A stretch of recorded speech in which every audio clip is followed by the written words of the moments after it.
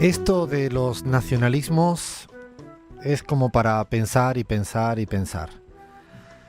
No sé qué pensarán ustedes, pero si a mí alguien que después de vivir en un tiempo en Andalucía, en la tierra donde nací, me dijera que se siente andaluz y que quiere hacerse un carnet de identidad andaluz, si es que lo hubiere, realmente me pondría muy feliz, muy orgulloso. Estaría realmente contento en que cualquier persona foránea, de afuera, después de un tiempo, realmente sintonizara con una matriz cultural, con un conjunto de valores, de sentimientos, de identidad y consideraría sentirse andaluz. Realmente me pondría feliz. Lo que no me provocaría sería ganas de decirle andate a tu país y excluyentemente. No entiendo muy bien cómo hay una ciudadanía que vive el nacionalismo excluyendo al otro que quiere sentirse parte de ese nacionalismo, de esa identidad. La verdad que llevo años viviendo en la Argentina y me siento, además de andaluz, me siento argentino. Lloré con el Mundial de que ganamos hace poquito y sufro cuando veo las cosas que están pasando y también me alegro en cualquier esquina de cualquier barrio cuando cualquier persona te habla con una gran formación cultural y con gran capacidad de cualquier cosa. Me emocionan muchas cosas de la Argentina y seguramente a todo aquel que ha tenido, ha querido o ha podido vivir en otro sitio, en otro país, se acaba sintiendo un poco o mucho de ese lugar. Y lo más lindo es abrirle las puertas a todo el que se quiera sentir del sitio donde tú naciste. Es un guiño para los libertarios estúpidos que cada vez que les critico en economía en la Argentina me dicen que me vaya a mi país. Disculpen, pero me quedo en la Argentina. Arrancamos. Hola, hola, hola, ay, ay, ay. ¿Qué hora es? Son las 6 de la tarde, las 8 de la noche, las 3 de la mañana, las 5:30. ¿En qué latitud estoy? Lola sabe por qué estoy diciendo esto. Los horarios dejaron de ser horarios. Las latitudes dejaron de ser latitudes. Lo que sí es verdad que la felicidad es felicidad. Estoy muy feliz con toda la que está cayendo. Estoy muy feliz y extrañándola.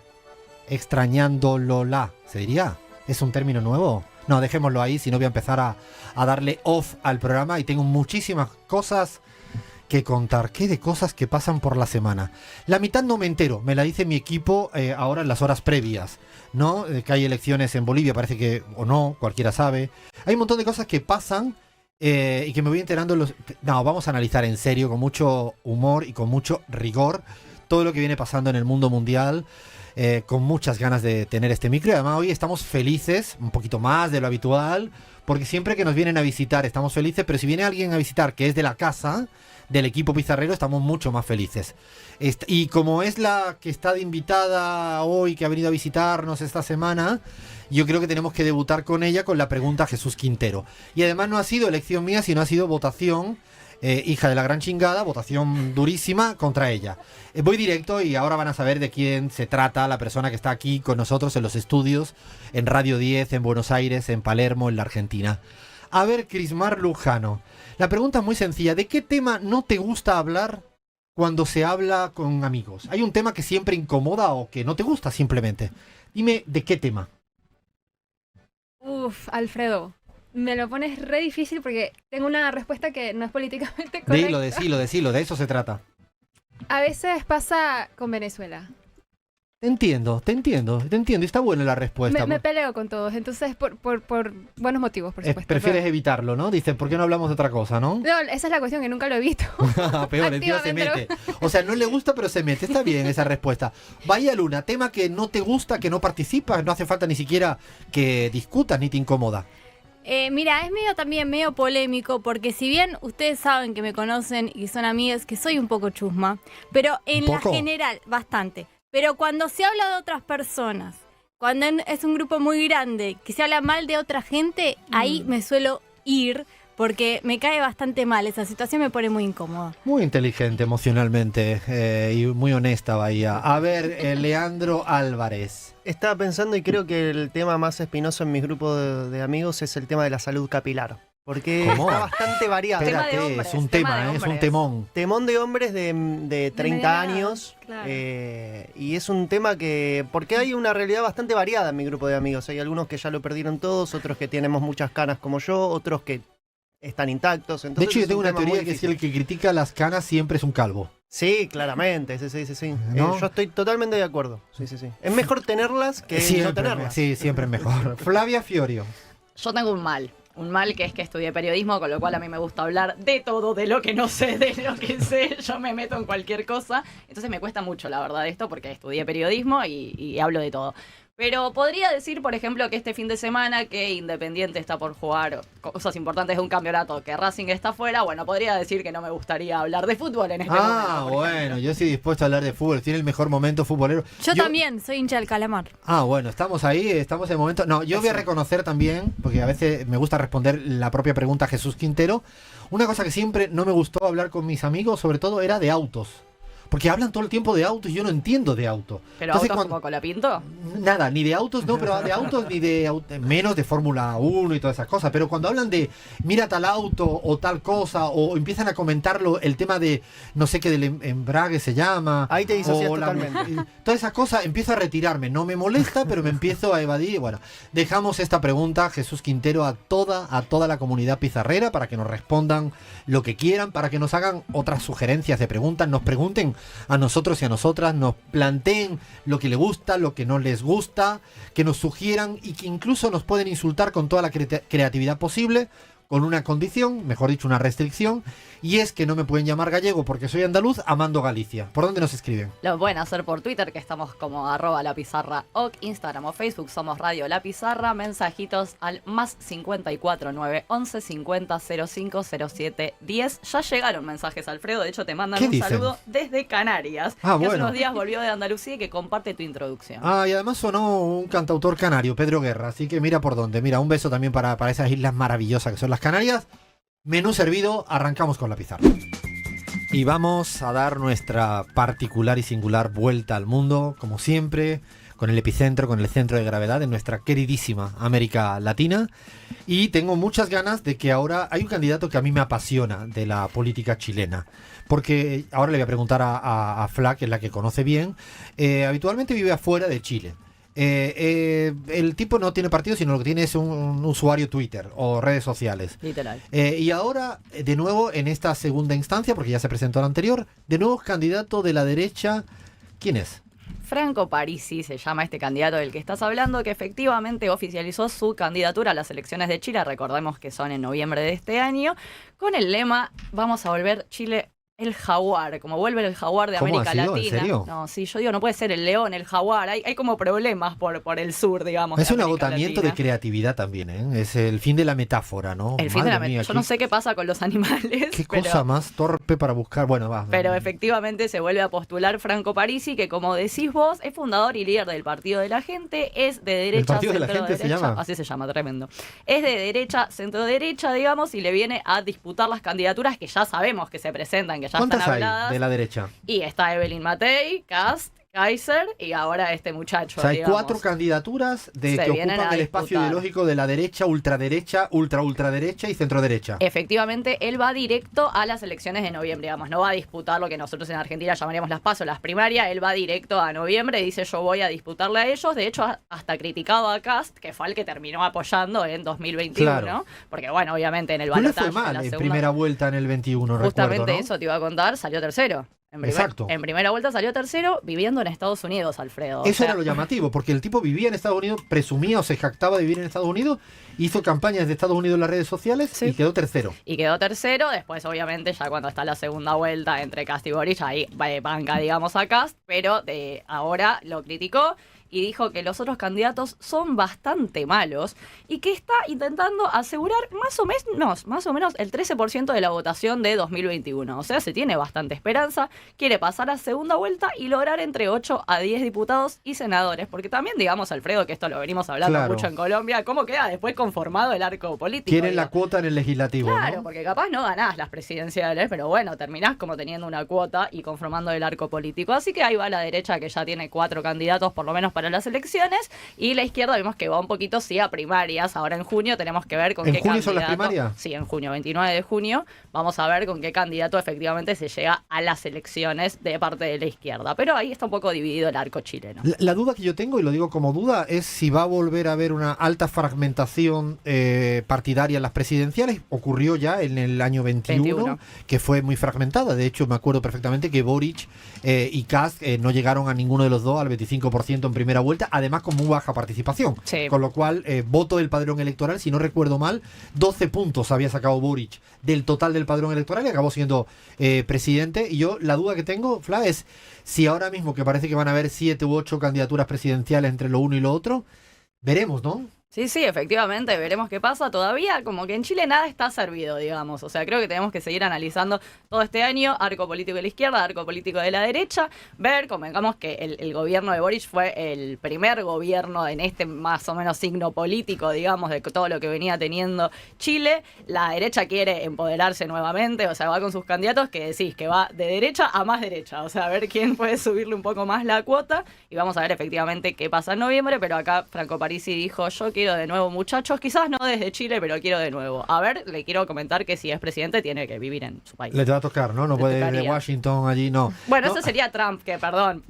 hablando está la situación de Trump habiéndole dicho a Macri que podríamos haber anexado Chile, ¿no? Y parece sí. que a algunos les gusta gobernar desde Estados Unidos, otros países. Lo que parece que hay en Chile es que hay un vaivén de ciclo corto en la política. Después de eso que llamaban el estallido, donde el modelo ya no podía... 2019, no me acuerdo bien de la fecha, sí. Que dijo hasta aquí llegamos con el momento de la subida de los precios del metro, del subte. Hubo un momento de quiebre del sistema y hay como una suerte constante de ciclo corto, vaivén de ciclo corto, primero una constituyente de izquierda, luego una contraconstituyente conservadora, primero gana con cierto, no sé, aura de cambios progresistas Boric, 2 días después recoge el barrilete, hacia atrás retira el barrilete porque no quiere avanzar. Sí, o sea, es interesante porque cuando se dan crisis parecemos que estamos en un momento de impas, de disputa de ciclos cortos en la política, no solo en Chile, pero estamos hablando de Chile, y es para conceptualizar cada vez más. Yo creo que hay que empezar a entender bien qué pasa en el momento de crisis. No pareciera que hay una crisis o un ciclo largo de cambio, para un lado o para otro. Y en Chile estamos con interrogantes. ¿A qué va a pasar? Interrogantes. Si somos honestos, intelectual y políticamente, vamos a seguir, como no, hablando. Dentro de poco yo quiero tener aquí a Daniel Jadue, que no le dejaron presentarse y que me apetece mucho escucharle para ver cuál es su lectura de lo que viene pasando. O a Carol Cariola, también es otra persona que tiene una lectura interesante. Me voy al Brasil. Lean, primero quiero saber cuándo somos, yo me hago un lío con las fechas presidenciales. ¿En qué año tenemos elecciones presidenciales en Brasil? 2026, Alfredo. A vuelta a la esquina. Cuando ya a la vuelta de la esquina, sí. Esto ya es a la vuelta de la esquina. Sí. Pero lo que más me importa es que en el caso brasileño, en el caso del presidente Lula, ha dicho yo voy por la vía de ampliar políticas sociales. Totalmente. Fue por la vía... había un debate tras las elecciones parlamentarias para las elecciones municipales, tras esas elecciones, que no le dieron un buen resultado al PT en general, y el debate era si se acostaba en la centro-derecha o si profundizaba su perfil más social, ¿no? El Lula histórico. Bueno, parece que el Lula histórico, el Lula más social, ganó esa puja interna dentro del gobierno y en ese marco, en estos últimos meses tuvo una agenda social bastante fuerte. Por ejemplo, recientemente la última novedad es que creó una tarifa social eléctrica que beneficia a más de 60 millones de personas. Es una medida... O sea, eso es una medida muy importante. Es una medida afecta muy a lo más importante, cotidiano, ¿no, Lean? Afecta lo más importante y lo más cotidiano de un hogar, de una unidad familiar, que es el precio de la energía. Y, por ejemplo, hay una medida dentro de esta tarifa social que es de alto impacto, porque más de 16 millones de personas quedarían directamente exentas de pagar la tarifa de luz, que son los hogares más postergados del Brasil, que no pagarían cero costo de la energía eléctrica. Y esto también se enmarca dentro de una política social muy amplia, que por ejemplo hace unos días también lanzó el programa Mi Casa Vivienda Mi Familia, que es un programa también para acceder a la vivienda social de forma gratuita. Digo, hay un Lula que está recuperando ese perfil más social de beneficiar a los más necesitados, a los más vulnerables, con dos situaciones claves, con dos factores claves, como es el acceso a la vivienda y el acceso a un precio de energía justa, ¿no? Porque lo cierto es que la tarifa eléctrica en Brasil está muy cara y este programa que va a beneficiar a más de 60 millones de hogares, de los más vulnerables en Brasil, y a 16 que directamente no van a pagar el costo de la energía, la verdad es que es una medida de justicia social, ¿no? Y es que hay una discusión de fondo y es si considera tener energía en tu casa un derecho o un tema mercantilizado. Exactamente. El debate es muy sencillo, es una concepción filosófica. O es un bien o es un derecho. ¿Es un derecho en el cual tú tienes derecho a tener calefacción y tener luz? ¿O es algo como el que vaya a comprar en cualquier sitio y si tienes plata para, lo tienes, y si no tienes plata para, no lo tienes? Yo creo que eso es algo de fondo que me parece que deberíamos estar debatiendo constantemente en todos los países de América Latina. Yo creo que estos temas que plebiscita si es un bien que te toca pagarlo o es un derecho que si no puedes pagarlo lo debes tener, me parece que lo salda muy interesantemente en este caso Lula, que yo creo que además es tan inclusivo como que ¿a cuántas personas has dicho que afecta? 60 millones y 16 no van a pagar, de los más bajos recursos no van a pagar el costo de la energía. Bueno, un debate para tener en cuenta. Seguimos en la pizarra. Y seguimos en la pizarra dando nuestra particular vuelta al mundo mundial. Y ahora nos vamos a ir a Bolivia. Tenemos que ir a Bolivia. Siguen pasando situaciones difícilmente explicables. Yo parto con una hipótesis a día de hoy. Me voy a atrever a decirla en Bolivia. En Bolivia las elecciones son a mitad de agosto, ¿no? El 17 de agosto. 17 de agosto, primera vuelta. Primera vuelta, las elecciones bolivianas el 17 de agosto.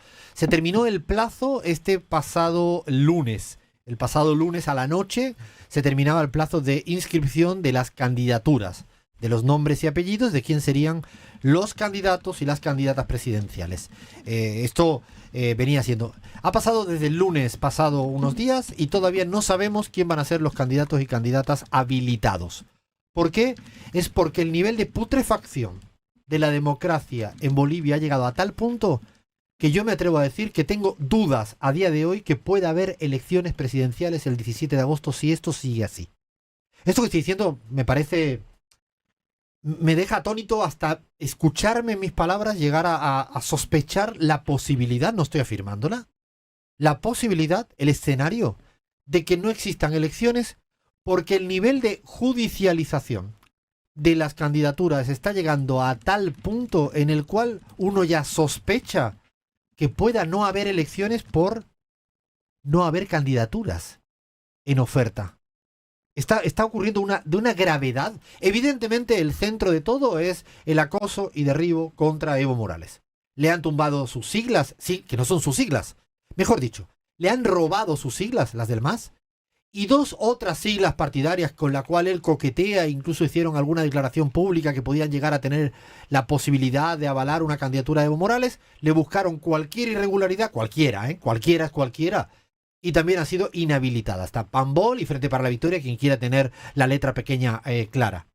Pero no solo ha sido la principal centralidad, es que Evo Morales, de ninguna siglas que se le pueda acercar, se presente.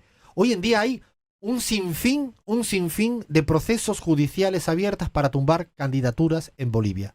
La gravedad es mayúscula. Esto está pasando frente a la espalda de la mayoría de organismos internacionales. Estamos convirtiendo la democracia en una pantomima. O sea, después le vas a pedir a la ciudadanía que tenga creencia en la democracia si no permite la oferta electoral ni siquiera para elegir. Es decir, si la democracia representativa se circunscribe a poder votar, que ya es pobre que solo pueda hacer votar una democracia, porque debería ser algo más que eso. Pero si solo se circunscribe la democracia liberal, representativa, a poder votar y encima no dejan las opciones para votar, ¿cómo quieren que termine esta ecuación? ¿Cómo termina la ecuación política esta? Gaby, estoy muy enojado, se me nota, y no quiero disimularlo. Y creo que además compartimos enojo porque uno quiere Bolivia, y esto está sucediendo bajo la presidencia de Luis Arce Catacora. Un presidente que fue ministro de Bolivia y que está siendo cómplice de manera activa y pasiva de todo lo que está sucediendo en Bolivia. Gaby, no sé cómo lo analizas y lo ves en este momento. Bueno, Alfredo, es una desinstitucionalización brutal que lo que está llevando es no solamente a que la gente deje de creer en el espacio democrático electoral para poder resolver los problemas, y digo esto de manera contundente porque tanto las organizaciones sociales que respaldan a Evo Morales han convocado a movilizaciones en la calle a partir del día lunes, sino que también las organizaciones sociales vinculadas a Tercer Sistema, es decir, Andrónico Rodríguez, han convocado a movilizaciones. ¿El por qué? Porque están dejando fuera del sistema democrático electoral las opciones, y obviamente lo de Evo Morales es brutal, como lo describiste, no le agregaría ningún detalle leguleyesco más, es brutal, pero entonces como los dejan fuera de la democracia electoral, lo único que le queda a la gente es la calle, es la carretera, es porque en Bolivia no van a pretender que esos millones de personas se queden calladitos en sus casitas y digan muy bien, ni modo, la justicia constitucional nos sacó del juego, nos vamos a nuestras casas. No, esto es Bolivia. No hay, Bolivia... no hay esa cultura democrática pasiva que acepta con una ley eliminar la posibilidad de que exista una garantía democrática. No existe esa cultura. No existe esa cultura pasiva de otros lugares. No existe. El neoliberalismo no logró inocular ese sentido común de que hay un porcentaje de la ciudadanía que se calla y pone un tuit. No, en Bolivia no es así, no funciona así. En Bolivia la gente busca la calle, la protesta, porque no le están permitiendo ni siquiera votar a quien quieren, Gaby. Es de una ferocidad. Y hay, no, pero además esto no es un debate legal, es un debate estrictamente político. No he escuchado a este ejecutivo decir nada respecto a lo que está pasando, por lo tanto es cómplice. Es culpable de la limitación democrática que estamos viviendo en Bolivia en este momento, el actual gobierno, ¿no? Pero además veamos las dimensiones, Alfredo, más de una decena de demandas ante la justicia constitucional que están poniendo en riesgo a 10 de las 14 siglas. ¿Cómo? Espérate, ¿10 de las 14 siglas? Sí, o sea, no es solamente contra Evo y Andrónico, sino que realmente pareciera que la intención de fondo, Alfredo, es poner en riesgo las elecciones. O sea, el 71%, acabo de calcularlo porque me parecía hasta impactante, el 71% de las siglas que quieren concursar a día de hoy en las elecciones de Bolivia están siendo juzgadas con laberintos leguleyos para estar en cierre. De hecho, esto impide ya hacer una campaña normal. O sea, ya el hecho de que estén sujetos a este ataque y derribo ya le impiden hacer una campaña normal porque están peleando en los juzgados, en las salas constitucionales, en el Tribunal Supremo Electoral. Es una gravedad. Es el golpe 2 para mí. Esto es la versión 2 del golpe de Estado. El golpe de Estado en el 19 tuvo una manera de hacer las cosas, y para mí esto es una secuencia del golpe de Estado del año 2019. No es casual. Todo está mucho más concatenado en términos perspectiva. Pero además, Alfredo, está claro que si se pone en riesgo las elecciones a manos de autoridades de la justicia constitucional,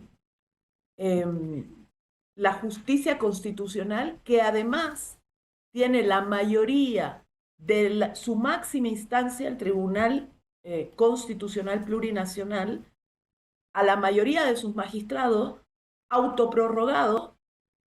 O sea, autoprorrogado significa, Gaby, que ya tendría que no ser y siguen estando en el cargo con la ley en contra. O sea, se quedaron en el cargo cuando se le habían terminado su mandato. Porque en Bolivia, recordamos, que hay elecciones para elegir el Poder Judicial. Bueno, pues ellos, como si fueran de una suerte de rémora monárquica, decidieron, me vale madre si me quedo en el cargo, y esos son los que están autoprorrogados, que es el término que se utiliza en Bolivia, son los que están tomando decisiones de esta dimensión política democrática en Bolivia. Entonces, Alfredo, yo me pregunto en el fondo, no creo que quienes estén operando estas decisiones políticas en la justicia constitucional, porque no son decisiones judiciales, son decisiones políticas. Imagínate que de todas estas demandas que pusieron en peligro a las 14 siglas, están detrás apenas 3 personas. O sea, hay tres sicarios antidemocráticos, ¿no? Son 3 sicarios. Le podemos llamar sicarios porque son los que van a hacer las denuncias para tumbar un sistema democrático. Así es, y repiten los nombres en esas demandas. Inclusive uno de ellos estuvo como candidato a diputado de una de las organizaciones políticas de Unidad. Quien está detrás de Unidad es Samuel Doria Medina, y su candidato fue uno de los que puso esas demandas que le imposibilitaron a FPV, Pambol, que pone en riesgo la participación de Andrónico Rodríguez también ahora, etcétera, etcétera. Entonces, 3 personas ponen en riesgo la voluntad democrática de millones de bolivianos y bolivianas. O sea, es una locura. Si uno lo escribiera en una novela, te dirían qué exagerada, Gabriela. Pero eso es lo que está sucediendo en Bolivia. Y claro, yo, Alfredo, ahí digo, la movilización social no la van a poder frenar si siguen profundizando esto. Y la gente en Bolivia no solo está cansada de los límites democráticos que se está poniendo en estas elecciones, sino que la está pasando muy mal económicamente. Entonces se suman aspectos de la vida de la gente que están siendo destruidos. No, pues si la economía fuera relativamente bien, seguramente habría menos necesidad o menos incentivos para movilizarse. Se junta todo, es una coctelera explosiva y vamos a seguir analizándola en la pizarra. La verdad que duele mucho en el alma Bolivia y le vamos a seguir porque no solo sirve para entender Bolivia, sirve para entender lo que pasa en América Latina, en términos políticos y en términos democráticos.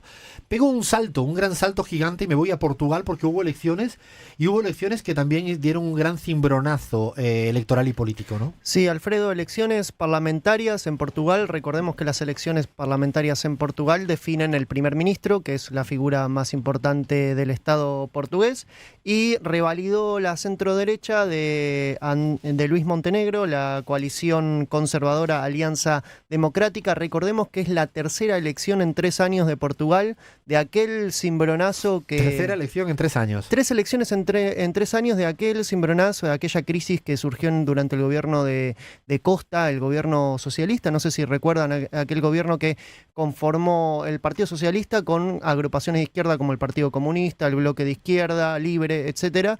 Entró en crisis por un escándalo de corrupción que lo involucraba a uno de los ministros. Desde allí fue toda una tragedia para el Partido Socialista portugués, que empezó a perder mucho caudal de votos.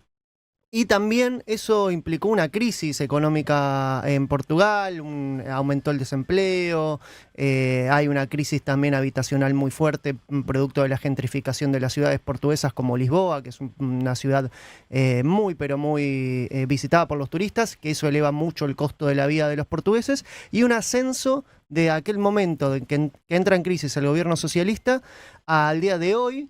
Un ascenso maratónico de la ultraderecha, Chega, ¿no se llama? De la agrupación Chega, que pasó, por ejemplo, en 2019 de sacar alrededor del 1,5% de los votos a un 23% en estas últimas elecciones. 23% sacó ahora, o sea, es una suerte del Vox portugués, pero que incluso ha llegado fuerte, a niveles de verdad, mucho más fuerte. Sí, exactamente fuerte, de verdad, quedó ahí nomás de 22,56% de los votos y quedó tercero. Y segundo quedó el Partido Socialista nada más que con 23% de los votos. Es decir, casi los mismos votos sacó Chega que el Partido Socialista. Primero la Alianza Democrática con el 32,1% de los votos. A ver, sucede una situación un tanto parecida a Alemania, que es que Luis Montenegro dice no voy a pactar con la ultraderecha, pero termina llevando una agenda muy parecida a la que propone la ultraderecha, de ponerse más firmes con el tema de la inmigración, con hacer reformas liberales en lo económico, es decir, desandar un poco el camino que venía armando el gobierno socialista Es que muchas portugués. veces, Lean, lo que acabas de decir para mí es que es lo importante a la hora de hacer análisis político. No siempre hay que quedarse el resultado estrictamente electoral, el porcentaje que saca cada quien. Si un partido como Chega, la ultraderecha portuguesa, con un 23%, que es mucho, logra condicionar la agenda del que saca 30%, estamos hablando de que van construyendo una mayoría cultural, una mayoría en términos de sistema de creencias e ideas, y eso es lo sumamente preocupante. Y yo creo que esto es para reflexionar también de cómo el Partido Socialista está entrando en un declive europeo, en una gran declive, es porque al final, cuando acaba siendo moderado, acaba siendo arrastrado, ¿no? Sí, y también tendríamos que destacar que esa crisis en la cual entra el Partido Socialista en Portugal y en general en Europa también, a veces en algunos países sucede, que se lleva consigo también a la izquierda, porque ¿Al bloco le fue mal? le fue muy mal tanto al bloque de izquierda como al Partido Comunista, como un poquito mejor le fue a Libre, una agrupación ecologista. Pero de fíjate que están centroizquierda. diciendo, ya son 3 partidos. También la intrafragmentación en los grupos de izquierda en este momento realmente también empieza a ser, o sea, la fragmentación afecta a todos y ¿no? Y a la izquierda cada vez más. Un 3% sacó el Partido Comunista, un 2% sacó el bloque de izquierda, un 5% sacó Libre, esta agrupación que serían los verdes de Portugal, y tan solo un 23% sacó el Partido Socialista. Es una crisis de la izquierda portuguesa que también se lleva, una crisis del Partido Socialista portugués que también se lleva puesta a la izquierda, que está a la izquierda del Partido Socialista. Sí. Vamos a seguir analizando lo que pasa en Europa, porque muchas veces las cosas que van pasando allá se replican en algunas latitudes latinoamericanas, de esta fragmentación y este ida y vuelta, este vaivén del que hablábamos de Chile, va y viene, y son composiciones difícilmente entendibles. Dame una línea, porque es nuestra telenovela rumana. Ustedes dirán, ¿y qué tiene que ver una telenovela rumana ahora, Alfredo? Hay una telenovela rumana porque usted gana una elección, y si no le gusta al poder fáctico de la Unión Europea, se repite la elección, porque lo que es que dice que vinieron los rusos. Vinieron los rusos. Listo. Además es que es literal, no demostraron nada. Vinieron los rusos y afectaron el resultado electoral. Se vuelve a convocar la elección. Y dejan afuera un candidato. Dejan afuera a los candidatos, y ahora hay una segunda vez. A la segunda va la vencida. Sí. Fue la vencida. ¿Salió el que le gustan a la Unión Europea? Finalmente salió el que le gusta a la Unión Europea. Ya los rusos se fueron. Pero te tengo una novedad, Alfredo, porque el candidato, el ultraderechista George Simeón, que quedó derrotado en esta segunda vuelta, adivinad qué denunció tras conocerse los resultados. Los rusos. Injerencia extranjera. A favor del candidato europeísta. No tiene sentido nada en Rumania. Ay. Lo decimos esto para que vean que hasta en el lugar, el enclave, ¿no?, de la Unión Europea, hay países que si no le gusta el resultado electoral, lo tumban hasta que al final sale Esto ya se hizo en Grecia, cuando dijo el oxi, el no a los ajustes, y al final acabaron imponiendo lo que querían. Seguimos en la pizarra. Y nos vamos para el Ecuador. Esta hermosa música nos dice que nos tenemos que ir, porque queremos irnos para el Ecuador, porque creo que, hoy, ahora, en este momento, yo pensé que me ibas a mandar de enviada especial. ¿Querías? ¿Para un presidente ilegítimo?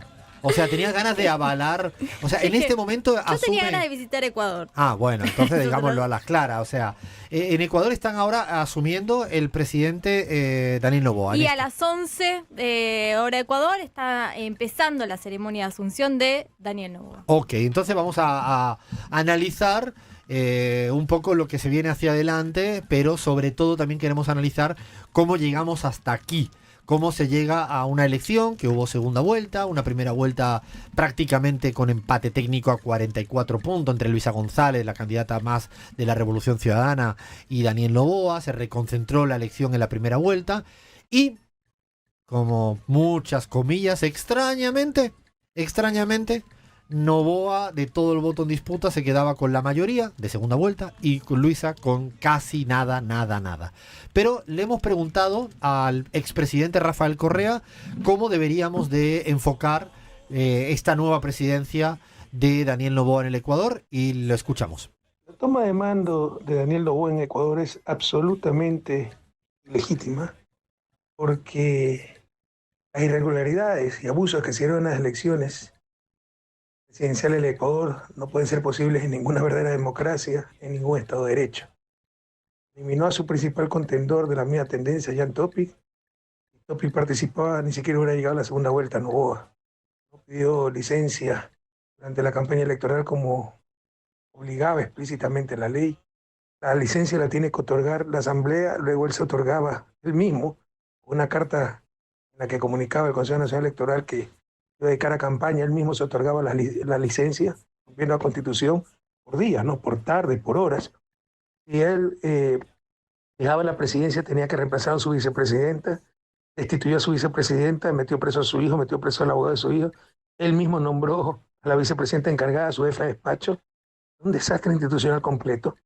Todo el gabinete con los colores del partido del presidente, haciendo campaña con recursos públicos, regalando kits agrícolas, de medicamentos, alimenticios, cocinas de inducción, hasta el contrabando retenido en aduana, zapatos, camisas, pantalones. Por último, en su desesperación empezó a regalar centenas de millones, miles de millones en bonos. Muchos de ellos decían, esta es la primera parte, la segunda parte después de las elecciones, y veremos después qué hacen, básicamente. Todo eso es absolutamente ilegal, pero ni siquiera tenemos autoridades electorales independientes. Como si esto fuera poco, decretó estado de emergencia, ¿no? Es decir, suprimió las garantías constitucionales pocas horas antes de la elección y prohibió tomar fotos a los votos. ¿Por qué será? Porque el 13 de abril sabía que iba a perder y perdió. Pero un fraude descomunal utilizando esferos, bolígrafos especiales, como dice el informe preliminar de la ONU en su página 13, que transfería la tinta, ¿no? Pudo pues manipular los votos y de esa forma sacar una ventaja que es imposible matemática, estadística, electoralmente. Por eso pedimos que se revisen los votos, que se abran las urnas. Nos dejaron en total indefensión. No se abrió una sola urna, no se realizó un solo voto porque sabe que perdieron. Esto es absolutamente ilegal. En la primera vuelta se abrieron. En muchas urnas recuperamos miles de votos con los mismos argumentos, con el mismo artículo legal, con el mismo procedimiento. En la segunda vuelta negaron absolutamente todo. América Latina debe saber que Noboa es un presidente ilegítimo. Perdió las elecciones el 13 de abril y que Ecuador vive una verdadera dictadura. Un abrazo a todas y a todos y hasta la victoria siempre. Los saluda Rafael Correa.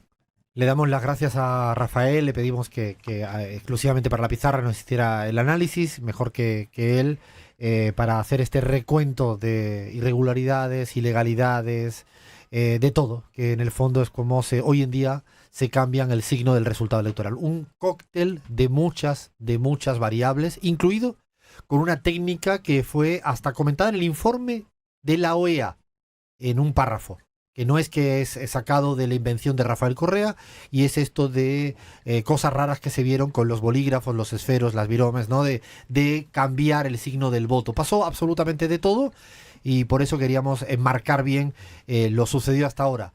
Y a partir de este momento, ¿vaya qué? Recordemos que Daniel Noboa ya llega gobernando 18 meses, porque parece olvidarse, porque Ecuador está en el medio de una crisis económica y de una crisis de inseguridad absolutamente grande, más allá del desastre institucional, que era lo que venía diciendo Rafael Correa. Según el Banco Central Ecuatoriano, la economía decreció un 2%, fundamentalmente por la disminución del consumo en hogares y también la reducción del gasto público, que tiene que ver justamente con este esquema neoliberal que propone Noboa. 28% de la población ecuatoriana es pobre, 2% más que el año anterior, y el 12,7% vive en la línea extrema de pobreza. Aproximadamente 1 de cada 4 ecuatorianos viven en condiciones de pobreza, mientras que 1 de cada 10 en la pobreza extrema. Por supuesto que los cortes de luz y esta crisis energética que vive Ecuador también... ¿Qué le parará? O sea, ¿qué sorpresa tiene como colapso Noboa para el próximo semestre? Porque en los primeros 8 meses lo que hizo es que el país se quedara sin luz. ¿Qué estará preparando ahora, no? Sí, y esta crisis de electricidad dejó también millones y millones de dólares que perdió el país, y fundamentalmente quiero agregar que Ecuador vive una de las crisis más importantes de su propia historia y de América Latina. Estos datos son, la verdad, que bastante desgarradores. Hay un promedio de 26 homicidios cada día y un asesinato por hora, Alfredo, hoy además, actualmente. Cifras oficiales del mismo gobierno. Esto gobernando con un estado de excepción permanente. O sea, esto atribuyéndose las competencias de un estado de excepción que es prácticamente eliminando muchísimas garantías constitucionales para tener prácticamente el ejército haciendo lo que le dé la gana en base a reducir la inseguridad, y lo que ha provocado es todo lo contrario, ¿no? Exactamente, es el índice más alto desde 2017 y se incrementó un 40% respecto al año anterior, y quedan muchas dudas, como vos bien decís, Alfredo, porque justamente Noboa no está iniciando su gestión, ya lleva más de un año y medio sin poder dar ninguna solución ni respuesta a este tipo de problemas, por lo cual ahí solo queda profundizar, ¿no? Sí, profundizar a peor, y a mí lo que también tengo la duda hacia adelante es cuánto va a utilizar el relato de que la culpa es del correísmo, cuando el correísmo dejó de gobernar hace casi una década. Casi una década. Yo una de las cosas que más me preocupa es el cogobierno narcotráficos actual ejecutivo. Es un cogobierno, hay una suerte de pacto, a veces tácito, a veces expreso, y que hoy en día pues no solo es un país inseguro, es un país de un nivel económico cada vez a peor, insignificante a nivel global, porque por ejemplo, imagínense que hizo un atropello en la Embajada de México, que por cierto no ha sido reconocido todavía por la presidenta de Claudia Sheinbaum, ¿no? No ha sido reconocido el gobierno, y justamente en ese sentido, digamos, planteando un poco la jornada de hoy, que es importante porque se esperan varios anuncios, todavía hay cambios de gabinete y esta nueva conformación para el mandato largo que tiene Daniel Noboa, que seguramente hará en el día de hoy. Dina Boluarte sí reconoció, por supuesto, y ya se apuntó para estar. Se entienden entre ellos, ¿no? Dijo, esta es la mía, quiero viajar. Donald Trump también es posible que vaya, y también en función mismo del gabinete, porque es un tema que trabajamos acá en el Radio La Pizarra, el vínculo muy polémico y problemático y conflictivo que tuvo con su vicepresidenta, esta chica Verónica Abad, que después la puso más o menos a cuidar la abeja en otros países, porque es muy lindo poner una mujer de vicepresidenta para la fórmula, pero efectivamente después hay que gobernar y llevar a cabo proyectos con estas mujeres también, y en este caso también hay que ver cómo se desarrolla el vínculo con María José Pinto, que es empresaria, hija de empresarios, nos sorprende en este sentido, ¿no? Yo también pongo ahí como un interrogante: ¿acabará mandato el señor Noboa? Y cuando digo acabará mandato el señor Noboa, es que cuando uno tiene una ilegitimidad de origen, con situación económica catastrófica, con inseguridad, con crisis energética, veremos. Seguimos en la pizarra. Dicen que pena un sante. México lindo, México geopolíticamente lindo, México democráticamente lindo, aunque esta semana ha sido una semana para reflexionar, para pararnos a pensar sobre el volumen y la intensidad de ataques por todos los flancos que está sufriendo este proceso, que fue avalado en las urnas por, yo ya ni me acuerdo, 60.000 puntos, ¿no? 60 definitivamente más del 60%. Con 30 puntos de diferencia respecto a... La más votada del mundo. Por encima incluso de Andrés Manuel López Obrador, que ya se había consolidado como el primer presidente más votado. Con imagen positiva a 80.000 puntos, no hace falta encuestas, con voto del 60.000 puntos, con toda la derecha junta le saca 30 puntos de diferencia. Como se dieron cuenta que por la vía democrática, por la vía electoral, no pueden con este proceso de transformación que guía el instrumento de Morena, encabezado por una mujer presidenta, ya no solo es que era AMLO, no, AMLO ahí en un pedestal histórico, y ahora Claudia Sheinbaum. Pero los ataques, Cris, por todas partes.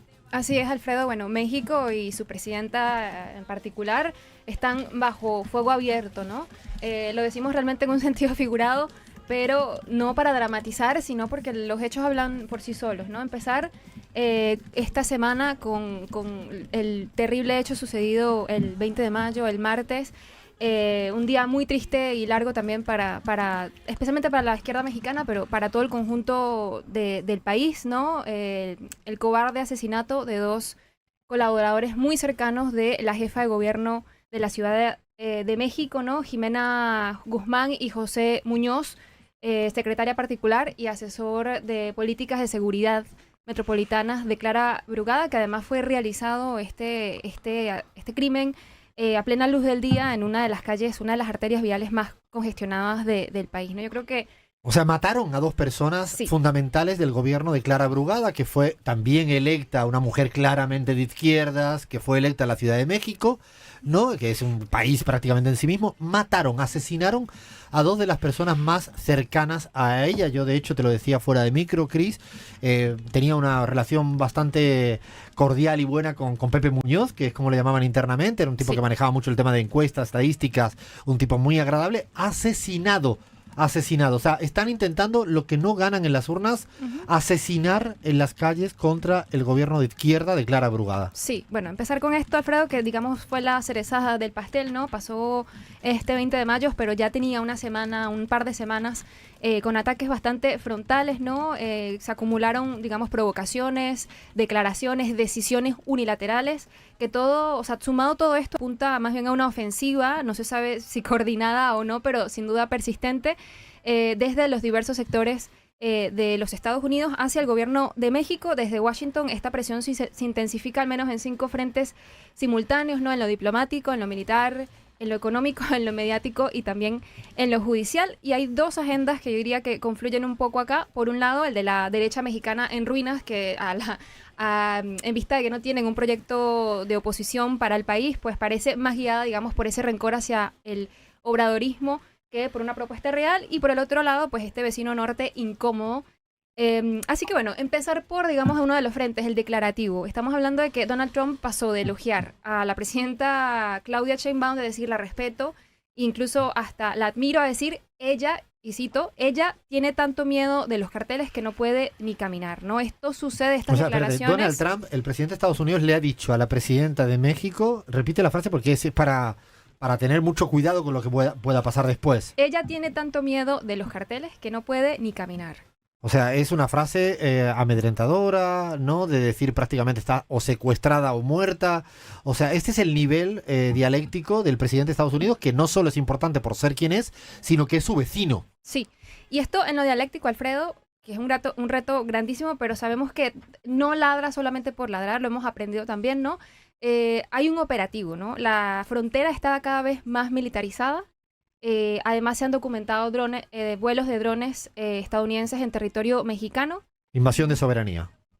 Presencia de barcos de guerra también, como el USS Gravely en el Golfo, y hay fotografías que habían sugerido, ¿no? De una actuación de agentes armados de Estados Unidos en Sinaloa, que luego fueron desmentidas, ¿no? Por la presidenta mexicana, pero todo esto va sumando, ¿no? Digamos que todo esto sucede también mientras en el terreno diplomático, por ejemplo, se canceló la visa de la gobernadora de Baja California, que es un estado fronterizo con Estados Unidos, clave, además es una gobernadora de Morena, y tenemos la llegada, recién aterrizado el lunes apenas, a la embajada estadounidense en México, de un ex CIA, un ex militar de Afganistán, Ronald Johnson, quien además ya había declarado anteriormente en situaciones públicas, ¿no? Que están todas las opciones sobre la mesa, simulando un poco lo que alguna vez dijo Donald Trump en su primera presidencia sobre Venezuela, pero en este caso sobre México. Lo cual es una apuesta claramente a no tener una vía diplomática ni una vía pacífica, sino un perfil bélico, ¿no? Guerrero, porque además tiene un prontuario, como tú bien decías,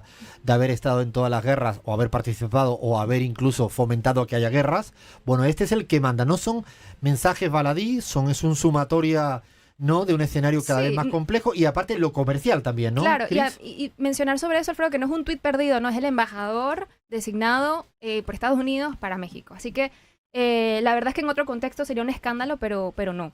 El Congreso estadounidense, lo decías, en lo comercial, bueno, hay 2 cosas también, ¿no? Está, por un lado, la anticipación de la negociación del TEMEC, que es el Tratado de Libre Comercio entre los amigos del norte, Canadá, Estados Unidos y México, que iba a ser realmente para mediados de años de próximo 2026, y ahora se ha adelantado para segundo semestre de 2025. Allí, evidentemente, México tiene una gran tarea, pues, en lo comercial, ¿no? Para tratar de reafirmarse como un socio y no como un rehén de lo que vaya a saber, Donald Trump como socio comercial, Estados Unidos Igualmente Estados Unidos tiene un gran problema en eso, porque si bien es cierto que está deseando que sea otra vez México el rehén que históricamente fue, ¿no?, de la mano de tantos gobiernos neoliberales en México y no pudo con López Obrador, Sí. no ha podido con Claudia. También es cierto que sabe que no puede cruzar una línea muy fina, que es la relación que tiene México con China. Es decir, si se le pasa la frenada a Donald Trump en esta negociación anticipada, cuidado que tiene un socio que está esperando tranquilamente, paciencia China, Sí. donde ya está. Eso digo, la dificultad que tiene. Yo creo que se le pone muy nervioso a Estados Unidos para con México. Por supuesto, los ha puesto muy nerviosos y por eso, y de ahí también la propuesta de México, ¿no?, de hacer una revisión técnica prácticamente quirúrgica, arancel por arancel, para poder evitar este tipo de abusos. Pero bueno, sabemos que estas tensiones también incluyen otras cuestiones, ¿no? Hubo un veto sanitario, se cerró la frontera a la importación de ganado mexicano a territorio estadounidense por la simple razón de una cuestión que está velada sobre lo sanitario, pero realmente responde a cuestiones para poder presionar, ¿no? Poder tener cartas sobre la mesa. Adicionalmente a todo esto, hay una propuesta en el Congreso de Estados Unidos, adelantada por los republicanos, de gravar con el 5% las remesas enviadas desde su territorio, ¿no?, por la comunidad migrante y mayormente vulnerable que lo hace. Remesas que además son sustento de millones de familias en el caso mexicano. El gobierno mexicano, por supuesto, ha dicho que lo está negociando y bueno, vamos a ver qué pasa con esto, porque el proyecto de ley, ¿no?, de Estados Unidos acaba de pasar la primera sanción en el Congreso. Así O sea, que está intentando atacar no solo por la vía comercial, sino por la vía de remesas, que yo creo que esto que está pasando contra México es otro aviso para todo país latinoamericano que tenga una fuerte dependencia de las remesas, ¿no? Que, cuidado, es plata ganado a base del esfuerzo de los migrantes, no que le regalan la plata a los migrantes para que le envíen a su país de origen. Es muchísimas horas de trabajo en condiciones muchas inhumanas, ganar y tener un mínimo ahorrito para poder compartírselo con la familia en el origen. sí. O sea, esto es, digo, los defensores del libre mercado son los que no paran de hacer políticas para gravar arancelariamente y además intentan afectar a uno de los talones de Aquiles de cualquier economía dependiente de las remesas. Sí, bueno, México no es la primera vez que escucha este tipo de propuestas. Ya en la primera presidencia de Donald Trump había sugerido que se aplicara la ley patriota para interrumpir o gravar pues este tipo de remesas, y era como parte de la famosa promesa de México pagará por el muro. Así que bueno, todavía le falta que pase por las instancias del Senado, pero todo indica a que esto puede pasar. Sabemos muy bien cómo ha negociado, cómo ha manejado todo esto la presidenta mexicana, pero no deja de preocupar. En lo último, Alfredo, que sería lo mediático, porque por si fuera poco, se suma también este flanco, ¿no? Hay artículos editoriales de medios internacionales, en particular estadounidenses, que apuntan a esa narrativa de desprestigio contra la presidenta Sheinbaum, contra su administración, y quieren volver a instalar el relato de la narcopresidencia. Se intentó a manos de Tim Con AMLO hicieron Golden. lo mismo, ¿no? En la fase final, ¿no? Exactamente, cuando pataletas de ahogado, ¿no? Patadas de ahogados, básicamente. Así que son reportajes que más que investigar, lo que hacen es insinuar realmente, ¿no? La presidenta ya incluso lo ha mencionado con nombre y apellido, Tim Golden, la persona que adelanta este tipo o impulsa, ¿no?, este tipo de cuestiones. Así que bueno, la pregunta en resumen, ¿no? ¿Estamos ante una etapa declarativa o se está construyendo este terreno, ¿no? Se está abonando un terreno que habilite pues acciones más agresivas? La presidenta Sheinbaum y su gabinete, por supuesto, han respondido con firmeza, con cautela, porque entienden que tienen una relación inescapable al norte del Río Bravo, pero sin ceder soberanía, ¿no? Una cosa importantísima y es también la renovación del Poder Judicial. El 1 de junio Son elecciones ahora, ¿no? hay elecciones y Que también fue de las cosas que menos le gustaron a los Estados Unidos, que No ya es tendrían casual cooptado. esto. Claro, ya tenían cooptado el Poder Judicial y ahora vienen Poder Judicial más democratizado porque hay elecciones. Exactamente. Así que bueno, los próximos días van a ser sin duda cruciales, Alfredo, para determinar si todo esto, bueno, qué implica, ¿no? Si se trata de una nueva escalada de tensiones. Y bueno, Sheinbaum ha sorteado con éxito prácticamente cada negociación con Trump, pero sabe que los desafíos van y serán muchos. Va a ser una prueba de carácter político constantemente durante todo el gobierno. No tiene oposición, no tiene el COVID, pero tiene a Donald Trump en Estados Unidos. Hay algo que me dijeron no hace tanto tiempo allá y es que tienen algo que es muy importante y es el 60% del respaldo. Cuando tienes el 60% del respaldo de tu pueblo, verdaderamente, Sí. durante ya mucho tiempo, tú puedes mirar al norte como diciéndole, bueno, hasta aquí puedes llegar, ¿no? Vamos a seguir analizando México, que yo creo que es también una suerte de oasis en este tipo de situaciones políticas en América Latina. Seguimos en la pizarra. Y voy a quedar Argentina, sí, la Argentina. Cada semana pasa un capítulo que me lleva a una conclusión. La decadencia moral. El declive. El derrumbe ético.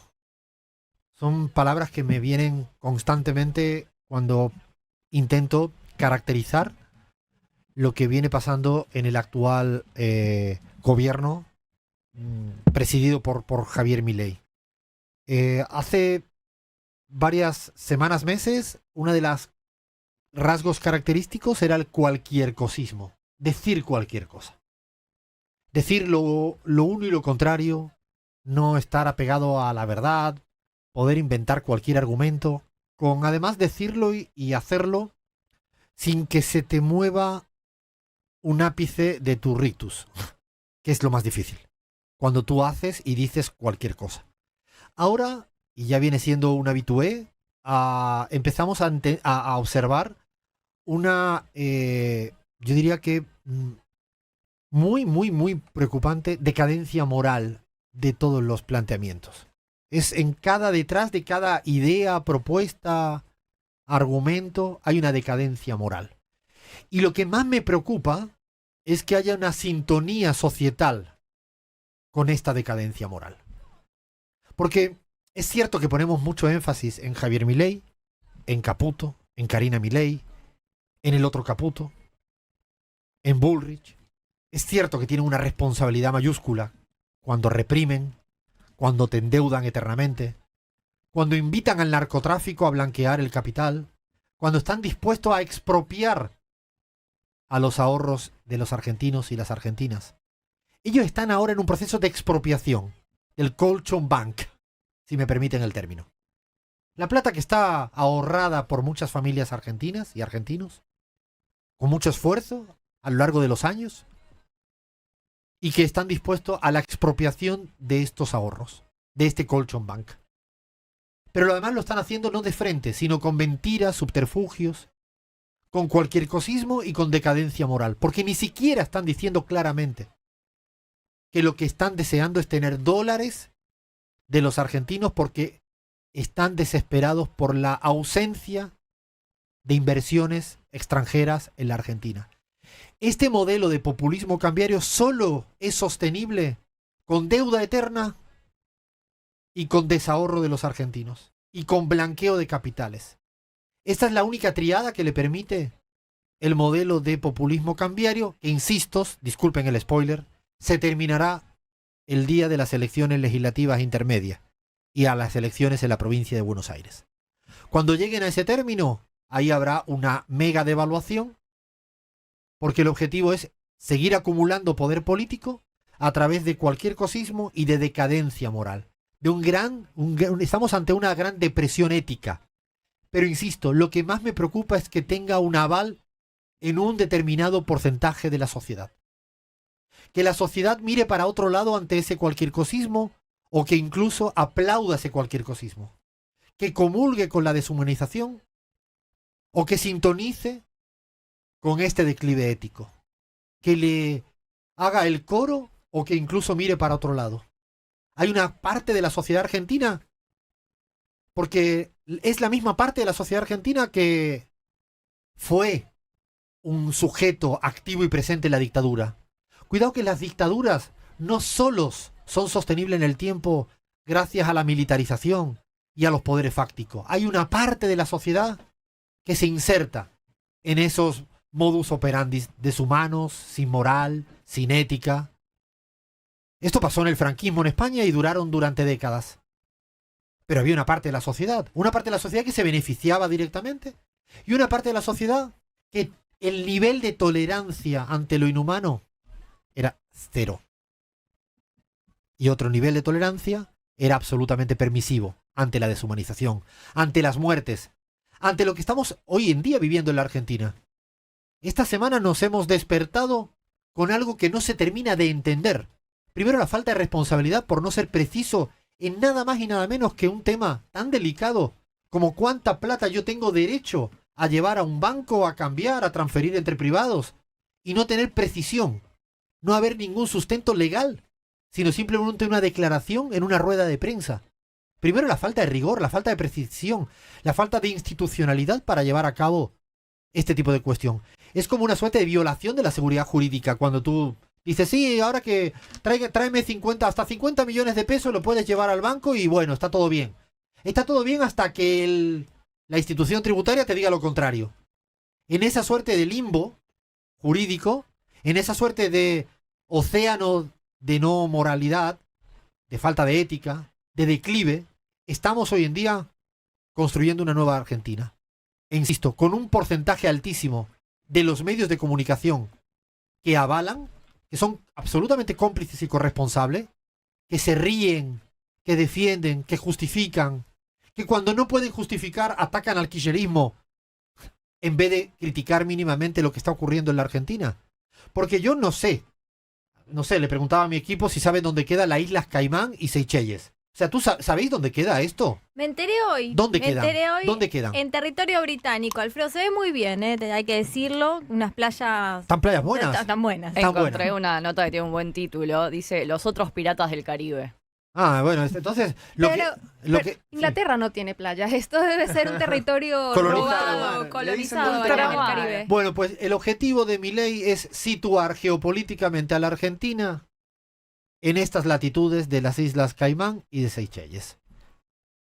Ha dicho, la desesperación por búsqueda de dólares está llevando a la Argentina no solo a regalar la parte más al sur a favor de los Estados Unidos con lo que está pasando en Tierra del Fuego, que es una suerte ya de cesión de soberanía constante, porque está bajándose todos los pantalones, por decirlo vulgarmente, ante el gran patrón estadounidense, sino que además está dispuesto a ubicarse como aliado de las Islas Caimán y Seychelles geopolíticamente, porque la Argentina hoy en día está en camino, si no se frena esto, de un gran paraíso fiscal.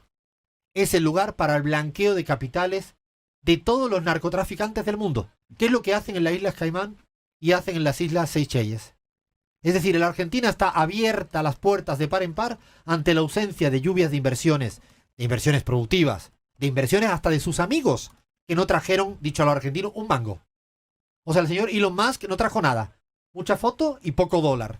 Bueno, ante la desesperación para darle viabilidad a este populismo cambiario, está dispuesto a construir una Argentina prácticamente, ¿cómo se llama? Tax free. No la de los aeropuertos. Es las Islas Caimán. Es Seychelles. Que venga toda la plata del narcotráfico. Y cuidado, cuando la plata del narcotráfico desembarca en un país, no se va del país.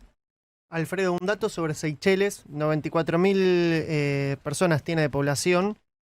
Entre 5.000 y 6.000 personas son adictas a la heroína. 10% de la población es adicta a la heroína en Seychelles. Creo que es un dato que da cuenta mucho, ¿no? Es el rumbo, es el destino de cualquier país que lo único que hace como política económica y como política institucional es el gran paraíso fiscal.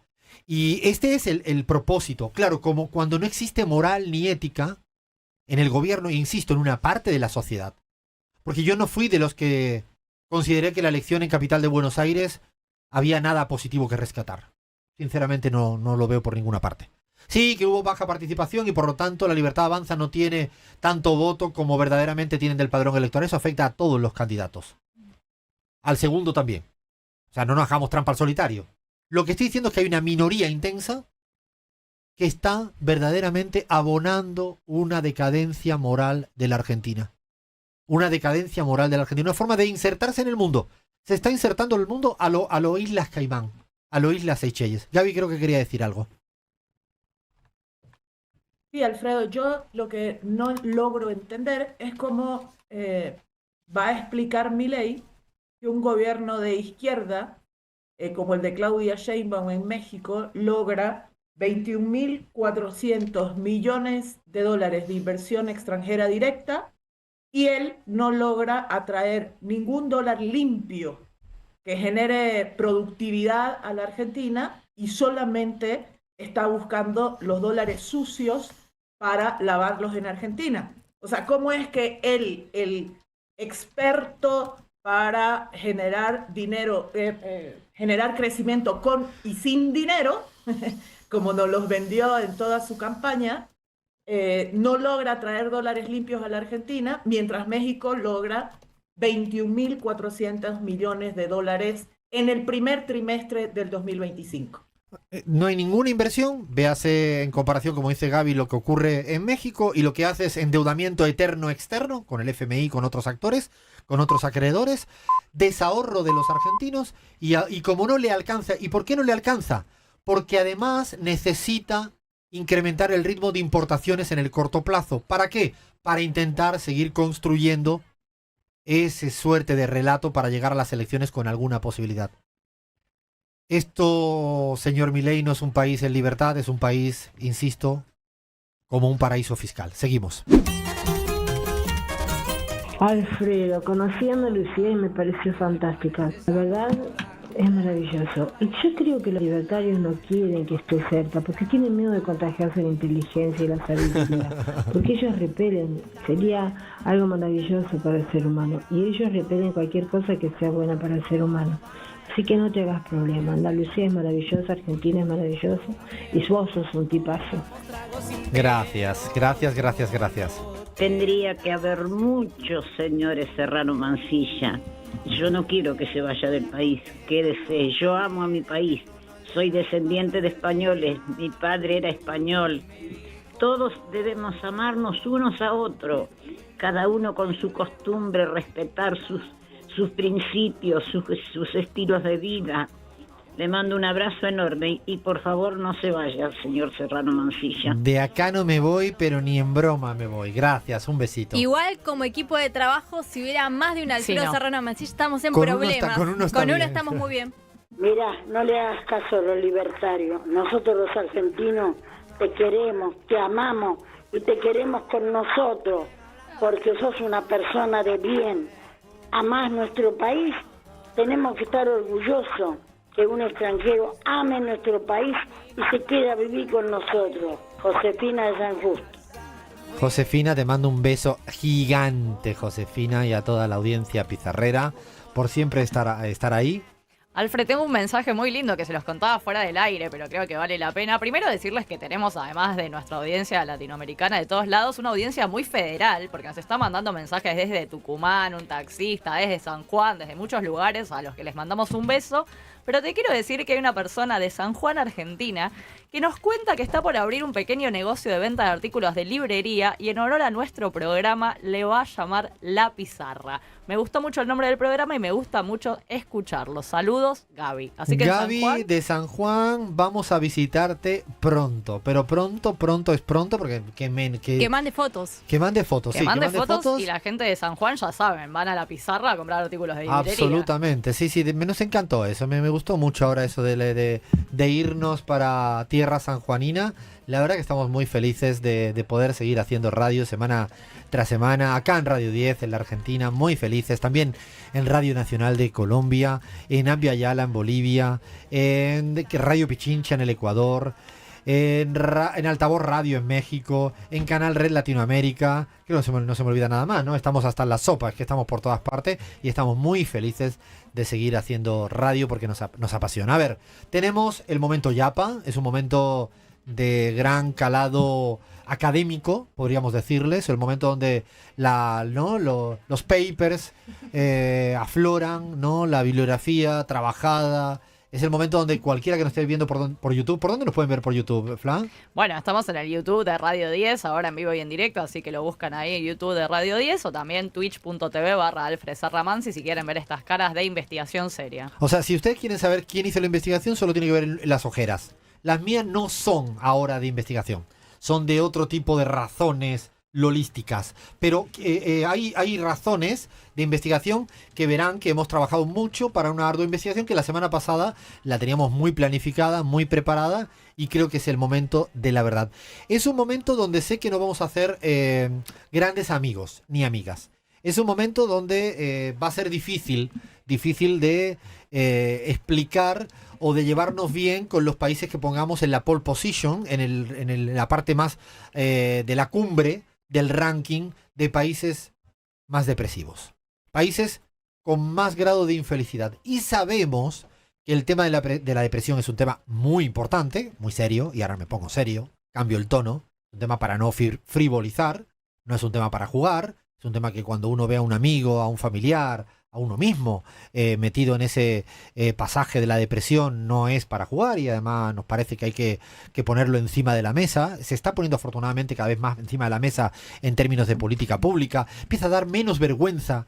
No es cada día menos tabú, pero falta muchísimo por recorrer para abordar esto. En esta parte no nos ponemos nada a frivolizar, ni mucho menos, pero sí, como hay ranking y estudios para todos, hemos encontrado algún estudio que avala cuál es el país o los países con mayor grado de depresión, infelicidad. No sé, Vallaluna, qué has encontrado en tu ardua investigación que es de máster. Es de máster, hay muchas investigaciones sobre este tema y esta es la segunda parte porque hicimos los países más felices de América Latina. ¿Cuál era el más feliz? Y estaba entre Costa Rica, Uruguay y Chile. ¿Uruguay? Exactamente, porque son los países que quizás tienen menos desempleo, menos pobreza. Y acá yo voy a dar directamente los resultados. Y después lo vamos a debatir porque tuvimos esta discusión fuera del aire, pero vamos a hablar de depresión en la chapa que nos queremos distender y la verdad que es una decisión también ponerlo sobre la mesa y charlar entre nosotros y en discusión sin ser profesionales de la salud mental, pero sí ponerlo sobre cuestión y también después les voy a preguntar a todos y cada uno de ustedes cuáles son sus prácticas antidepresivas que hacen en esos momentos para combatir algo que voy con el primer resultado, Alfredo, porque quisimos hacer este ranking que nos sale también, pero estamos todos mal, Alfredo. ¿Pero hay alguna investigación que lo avala? Sí, ¿Hay algún paper? Hay papers. ¿Algún artículo? Por supuesto que sí.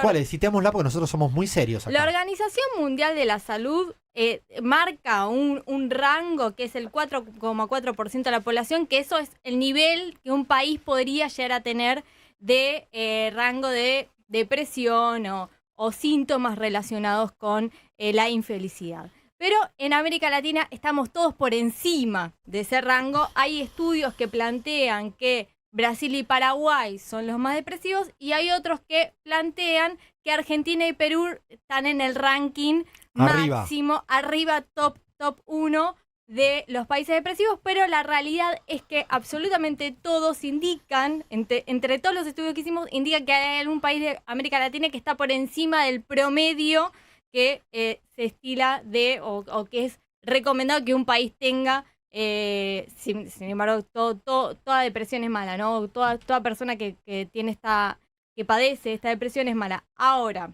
hay algunos datos para tener en cuenta. Los índices de la pandemia no mejoraron en estos años. Ese fue un momento muy crítico para la población y se quedó ahí. Bueno, eso es un tema, perdona, pero eso es un dato importante de que que a veces pasa, ¿no? Que cuando ocurre un hecho histórico tan fuerte, uno piensa que después del hecho histórico se recalcula el GPS como si no pasara nada. Y no, hay a veces que ocurren situaciones, como el tema de la pandemia, que son puntos de no retorno y cambian. Provocan cambios societales, a veces no son precoces, a veces uno piensa que todo el mundo quería analizar los efectos de la pandemia en los primeros días de la pandemia, pero hay aspectos que yo creo que el tema de la pandemia para mí dejó un aspecto fundamental, que es el tema de la incertidumbre. Creo que le dio un plus a la idea de cuán incierto es este mundo, cuán incierto es nuestro día a día.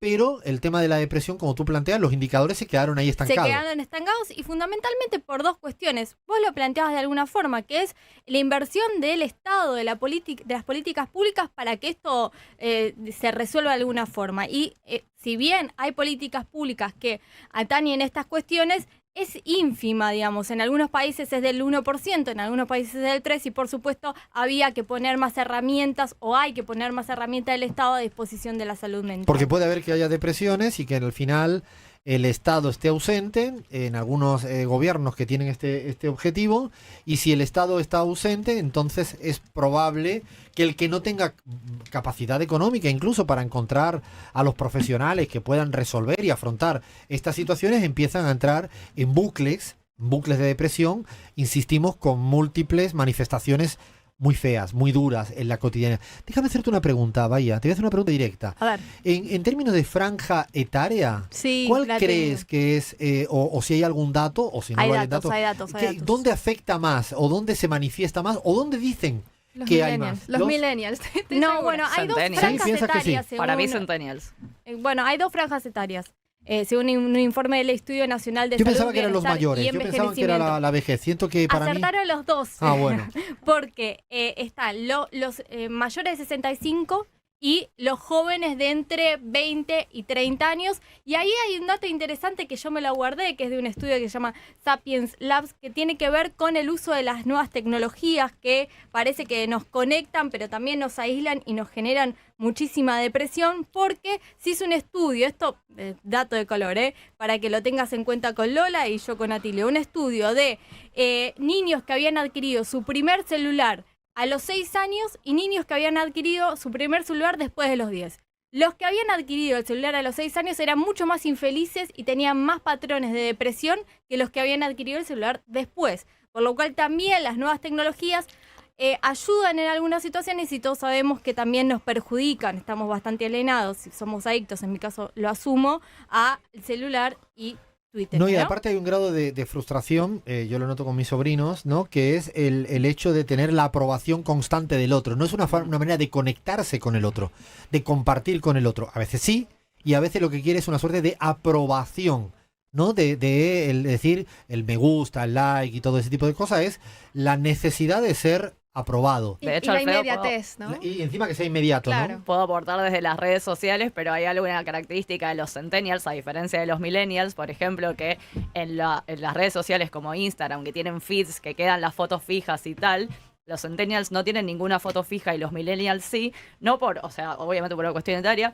pero no porque no les guste compartir algo, sino porque justamente están todo el tiempo viendo cuántos likes tienen, cuántos me gusta, cuánta es la comparativa, cuánto está con el otro, entonces tienen una presión mucho más grande de esto que quizás quienes no nos criamos con redes sociales las empezamos a ver como algo de conectar, y ellos la verdad los centennials la ven como algo doloroso, como algo para mostrarse todo el tiempo, mostrarse perfectos, y tienen esas redes efímeras donde pueden mostrar su día a día de una manera muy efímera si no es perfecta y no dejan nada fijo porque les cuesta mucho mostrar esta realidad. Es que creo que ya no son redes sociales, sino redes de generación de contenido, ¿no? En el cual ya no somos personas, sino somos creadores de contenido. Sí, y necesitas que ese contenido sea ratificado Porque a y su vez ese aprobado. contenido es monetizado. Claro, también tienes el fondo ese que te genera frustración si no lo logra. Te genera Exacto. frustración por no monetizarse o por no ser aprobado. Pero yo no creo que a veces le damos una gran preponderancia a los jóvenes, que debe tenerla, y quizás por las relaciones con mi mamá, mi papá, que he tenido, no quiero dejar de hablar de los mayores. Porque creo que están poco de moda en la sociedad.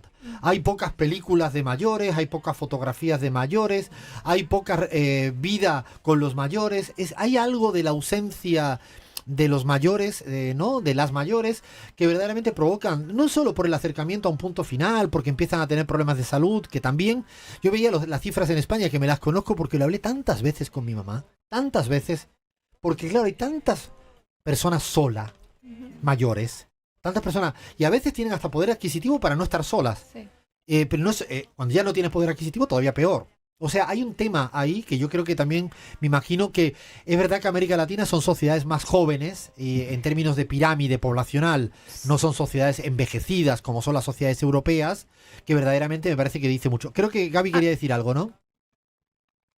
Sí, Alfredo, en relación a las personas mayores, yo creo que hay una frase o un principio que habló mucho AMLO en su momento y Claudia también lo recogió, y es que en Latinoamérica tenemos todavía en muchos países núcleos familiares donde las personas mayores tienen respeto del resto del núcleo familiar, y eso un poco nos protege, pero también en Latinoamérica eso se está desgranando muchísimo por las dificultades económicas que existen, porque la gente tiene que trabajar 10 veces más de lo que trabajaba antes para poder conseguir menos de lo que antes conseguía.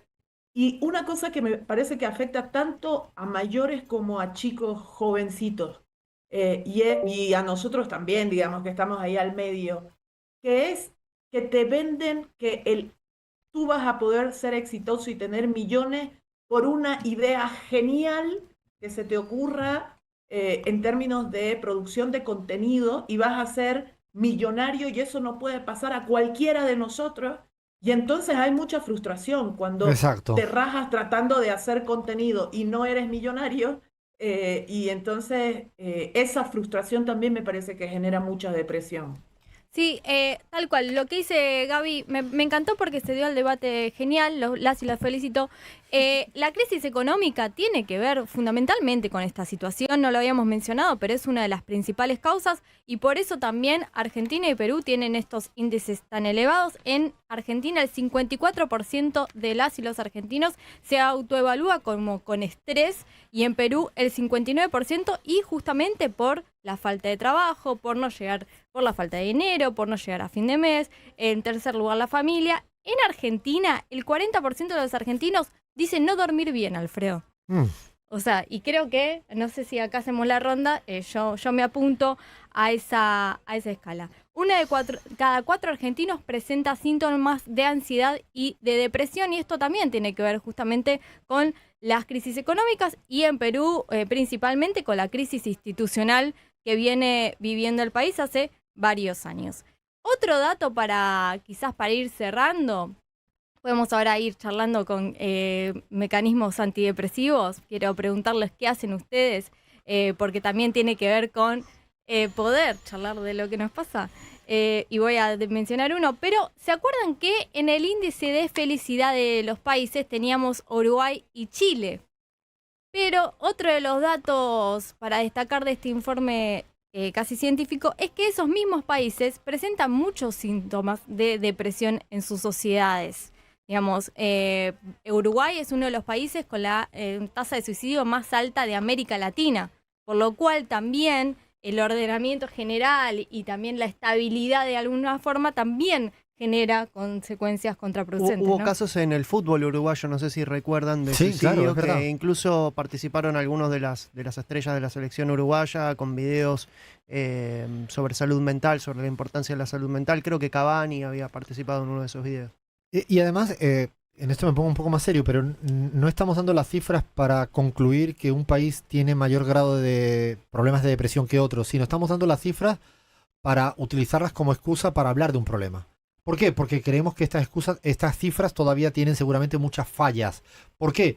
Porque no estarán bien recolectadas. ¿Por qué? Porque sigue siendo un tema muy tabú, muy poco reconocido en algunas sociedades, en alguna franja etaria. Lo que nos interesa, más allá del ranking que insistimos, es un detonante para abordar una problemática que no se le puede dar la espalda, que existe, que está muy concatenada con la cuestión estrictamente económica, con el mundo donde vivimos, con las expectativas que uno tiene, con los niveles de educación, de cómo te enseñan. A mí me sorprende a veces cómo pareciera que la meritocracia solo te puede enseñar a acabar haciendo algo técnico para resolver un problema técnico y la falla de herramientas emocionales para abordar cosas.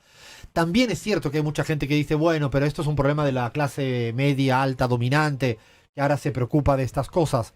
Probablemente es la que más lo dice públicamente, pero creemos que aquella persona que trabaja 18 horas, que llega a casa podrida, con 4 horas de transporte, ¿no? Y a lo mejor no le pone esta categoría, estoy deprimido, cuando habla con sus hijos, sus hijas. Lo que menos nos importa es si utiliza este concepto u otro, pero son gente que están sufriendo, que están infelices, porque no llegan a mitad de mes. Porque no tienen tiempo para dedicarle ni a su pareja, ni a sus hijos, ni a sus familiares. Insistimos que no solo es una cuestión del mundo rico. El mundo rico probablemente es cierto la crítica que se escucha de que sí, que a veces se frivoliza con la depresión de las clases dominantes. Probablemente sí. No, probablemente sí. Pero lo que nos preocupa más es la falta de felicidad y que creemos que es un tema. A mí yo me quedo con cómo cuando viví en Ecuador, en la Constitución se discutía sobre la felicidad. Se discutía sobre la felicidad, está recogido constitucionalmente. De hecho, no sé si saben que hay un país en el mundo, no lo tengo, que se llama Bután, que utiliza el índice de felicidad bruta, que no tiene PBI, sino que utiliza el índice de felicidad bruta. Esto es una discusión muy economicista en algunos lugares del mundo, pero es interesante, ¿no? Es interesante de que la abordemos. Para terminar, quizás con menos seriedad, retomo la pregunta de Bahía. ¿La quieres empezar a contestar tú? ¿Cuál es tu mecanismo antidepre? Bueno, yo iba a decir también que, digamos, también en la clase media está muy institucionalizado, sobre todo en Argentina, el psicoanalista, que fundamentalmente hay que ser, no sé, yo pongo más en psicoanálisis que en cualquier otra cosa, y es verdad que no es tan popular, digamos, por eso refuerzo la necesidad de la política pública. Pero más allá del psicoanalista, por supuesto que la música es muy sanadora, y amigos y amigas que me escuchen contar los mismos problemas una y mil veces, un saludo a Paula, que siempre me escucha. Es importante contarlos y tener a otro para decir, che, al final no era tan importante o no era tan grave. Cuando uno lo dice, desdramatiza un poco la situación. Mi receta, bueno, psicoanálisis, tocar música, acariciar gatitos y tener plantas. ¿Fla? Mi receta es que esto lo hago mucho. A veces siento que uno se ensimisma mucho en un lugar, en un problema, en tal. Cuando a mí me pasa eso, celular en modo avión, salgo a caminar al sol. O sea, salir a caminar al sol, a veces con música al palo, a veces sin música, pero celular en modo avión, no hablar con nadie y caminar un buen rato. Si hay sol, obviamente mucho mejor. Esa es mi receta. Buena receta. ¿Cris? Bailar, creo que ese es lo principal, pero luego también coincido mucho con Bahía, tener a alguien a quien contarle y que te escuche, pero además que te diga no estás solo, no estás loco o loca. También me pasó, me ha pasado, me pasará, qué sé yo. Ayuda un montón. Diría que esas dos cosas, y bueno, tengo que decirlo, ver fotos de mi sobrino. Cuenta. No hay manera de que yo esté deprimida. O sea, un día triste, río, lo salva todo. Gaby. Bueno, yo creo que la militancia, porque me saca de... La boliviana también, Gaby. Sí, toda. porque creo que cuando miras algo que es común a otros seres humanos, a otras, y piensas en lo común y dejas de ser solamente un individuo suelto, colgando de un hilito en el universo, sales más fácilmente de ahí. Me gusta. Yo pongo ahí cosas muy puntuales, que es, suscribo lo de Fla, caminar, si hay sol, mejor que mejor. Ver fútbol, mejor que mejor. Escuchar radio, sea radio deportiva, radio política o radio de historia. Y si me permiten un poco la filosofada, siempre recuerdo que mi papá, en un momento mío con 14 años que creía que me iba a deprimir porque había un profesor que me perseguía y me jodía, me dijo, chico, esto va a ser una anécdota en tu vida. Y cada vez que me pasa algo, recuerdo esa frase y siempre me digo, ¿será una anécdota? Seguimos en la pizarra. Que yo arroje estos logos. Esta música para mí también es de las que me hacen salir de cualquier depresión. Me genera una ternura esta música. Esta gran Valeria Castro, esta hermosa voz para ir echando persianas, ir retirando todos los cachivaches, bártulos que tenemos aquí encima de hoy en el estudio de Radio 10 en Palermo, en Buenos Aires. La verdad que disfruta uno haciendo radio. Ojalá la gente que está al otro lado también disfrute tanto como nosotros, porque no habría radio si no hay gente al otro lado, si no estaríamos más tarados y locos y locas de lo que ya estamos. Yo estoy muy feliz porque ha sido campeón del Scudetto italiano y el Nápoles, así que mi equipo, estoy muy feliz. Estoy feliz porque ha ganado el Barça, todo en España, así que estoy feliz. Estoy feliz, en el mundo del fútbol estoy feliz. Iba a provocar y me arrepentí y voy a provocar. Me siento argentino, pero no me gusta el locro. Chan. Lo dejo abierta la ventana. Debate abierto para el ¿Te gusta el pozole en México? Sí, me encanta. Pero no me gusta el locro. Y no me gustan los callos en España, que también son bastante similar. Digo, para que no sienta que no es por ser argentino, no me gustan los callos en España, ¿no? O sea, no. Así que digo, uno puede ser argentino sin que le gusten algunas cosas a la gente. No me gusta Milei tampoco, ni el locro ni Milei. Le tenemos que además dar un beso muy fuerte a un operador que hoy no está activo y que esperemos que esté activo muy pronto, a un compañero de esta casa de Radio 10. Un beso muy fuerte, un abrazo muy fuerte, ojalá pronta recuperación para Sebas en un día que además es el día de los operadores, ¿no? Así es, y por eso también le mandamos un gran saludo a quien hoy se hizo cargo, Pablo Barbara, gracias, un maestro Pablo. de la operación. Y también a Fernando Saninelli, que es nuestro editor gran personal. Estuvo también en edición de video Baco Mason y Cele Guida. En la operación técnica hoy estuvo Pablo Barbara. En la operación de YouTube Renata Córdoba. Producción Cristina Chiesa. Edición de sonido Charlie Cacabielo. Servicio informativo Marcelo Bartolomé. Musicalización Javier Fábregas. Coordinación Cristian Carballo. Dirección general Sebastián Pedrón. Y ya llega Pablo Ladaga en la continuidad. Quédense escuchando radio siempre, sin lugar a dudas la mejor compañía, cualquier hora, en cualquier momento. Radio de todo tipo. Si es esta mejor, pero si es otra también está bueno. Radio y más radio. Para terminar con nuestro juego de palabras, a ver, Cris. Comer, porque es lo único que he hecho en estos días. Chocolate. Placer. Sol. Gaby. Dulce. De leche. Hey, hasta aquí llegamos. Somos La Pizarra y hemos venido para quedarnos. Pasen los años.